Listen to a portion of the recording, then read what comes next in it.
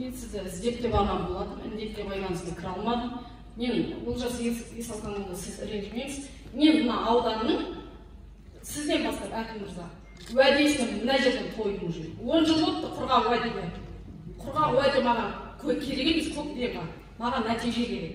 Ертең майда мен ана жалдамалы пәтерден шығамын, жеті баламды әкеп ауданның бір бөлмесіне тұрамын. Үй жоқ менде, мен алтын медал иегерімін, 10 жылдан бері жалдамалы пәтерге келемін. Ал бұл кісілерге ойын керек. Сұрақ қойсам, бетімде краскымды айтады, келіп келген киімімді айтады, басқа күліктер жоқ. Сол кейін Олжас Есалханұлы, сіз сыртқа шығып, базарларды аралайсыз ба? Дүкенге ұн бағасы мен шетел бағасы қайда барады?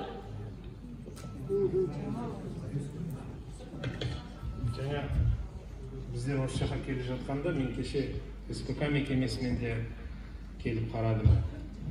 Қанттан облыс бойынша, Қазақстан бойынша мынау Россияның жапқанына байланысты ажиотаж бар. Бірақ ауданда екі дүкенде де мен емес, кеше депутаттарды қосып аралады. Қазір де осы жаққа келетқанда кірдік. Қант бар. Ажиотаж бар. 1 килодан артық бермейді. Ажиотаж бар. Ол ешкім не секрет, бірақ қант бар. Жоқ.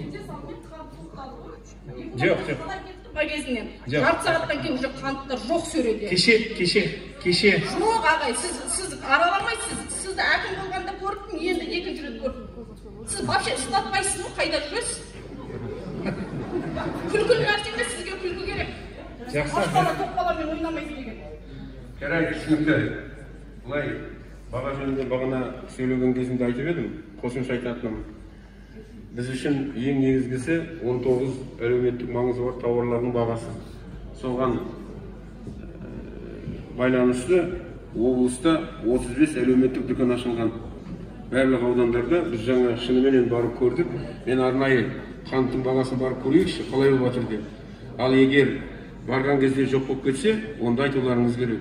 Өзі бұлай, бізге қанттың бір аптаға керегі 1 айға 7000 тонна.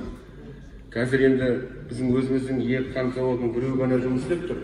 Екіншісін жақсы білесіз, олар өзіміздің Қызылжардан жұмыс істейді. Аланан екінші завод басқа жақтан Кубадан, Бразилиядан алып келеді. Өзінің керекті шикізат. Сондықтан қазір бізде 1 айлық запас қанттан бар, ол мәселе жоқ. Басқа бағалар жөнінде де солай.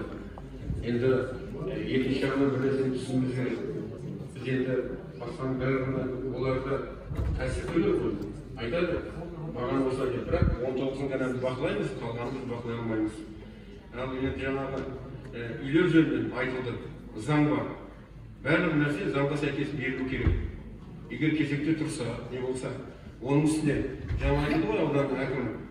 Осы уақытқа дейін 5 жылға дейін пәтердің салынбаған, үйдің салынбаған. Соған енді салынды, менде бағалайды, аудандарда сала бастады деп. Сондықтан әрбір енді отбасы заңға сәйкес пәтер алады.